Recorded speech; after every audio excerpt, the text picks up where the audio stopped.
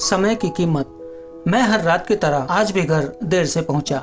हमेशा से कोई भी गलत आदत न होने के कारण कॉलोनी में कोई भी मुझे देर रात आने पर गलत नजरों से नहीं देखता था।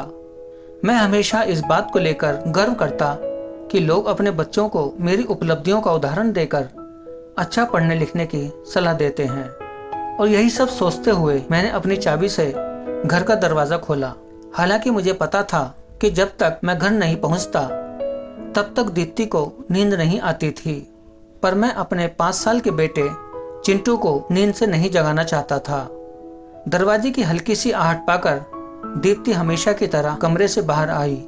तब तक मैं मुंह हाथ धोने बाथरूम की तरफ जा चुका था और हमेशा की तरह दीप्ति खाना गर्म करने किचन में चली गई। हर रोज ऐसा ही होता था। सुबह घर से निकलने के बाद हमारी मुलाकात रात को खाने पर ही होती थी।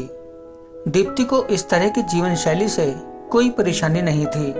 एक हाई क्लास सोसाइटी में अपनी साख बनाने के लिए हर किसी को इस हद तक मेहनत करनी ही पड़ती थी। चिंटू सो गया? खाना खाते हुए मैंने दीप्ति से पूछा। हाँ, काफी देर से आपका इंतजार कर रहा था, लेकिन फिर इंतजार करते करते ही सो गया, दीप्ति ने शिकायत भरे लहजे से कहा। लेकिन हर बार की तरह मैंने मुस्कुराकर बात को टाल दिया। रात को देर से सोने के कारण हर रोज मैं सुबह देर से उठता था, लेकिन जब तक मैं उठता तब तक चिंटू स्कूल चला जाता था। चिंटू को हमेशा शिकायत रहती थी कि मैं उसे कभी बाहर घुमाने नहीं ले जाता, और शायद इसी बात को लेकर वो मुझसे नाराज भी था। हमेशा की तरह मैंने उठकर दीप्ति को आवाज लगाई और बाथरूम में घुस गया। थोड़ी देर में ही दीप्ति नहाने के लिए गर्म पानी ले आई। तुम नहीं होती तो मेरा क्या होता? हमेशा की तरह मैंने पानी की बाल्टी लेते हुए अपना घिसा पिटा डायलॉग मारा, और हमेशा की तरह ही दीप्ति मुस्कुराते हुए खाने की तैयारी करने किचन में चली गई। ऑफिस के लिए तैयार होकर जब मैं डाइनिंग टेबल पर आया तो चिंटू मुंह फुलाए बैठा था। क्या बात है जनाब, आज स्कूल नहीं गए? मैंने प्यार से चिंटू के बालों पर हाथ घुमाते हुए बोला। आज संडे है, चिंटू ने गुस्से भरी आवाज से कहा। काम की भागदौड़ में मैं यह भी भूल गया था कि आज संडे है, और आज दिन में मैंने चिंटू के साथ मूवी जाने का प्रोग्राम बनाया था। लेकिन आज तो मुझे क्लाइंट मीटिंग के लिए ऑफिस जाना था। मुझे ऑफिस जाता देख चिंटू को अपना मूवी प्लान खतरे में पड़ता दिखाई दे रहा था, और शायद इसीलिए वो मुझसे गुस्से से बात कर रहा था। पापा, आप 1 घंटे के कितने पैसे कमा लेते हो? अचानक चिंटू ने पूछा।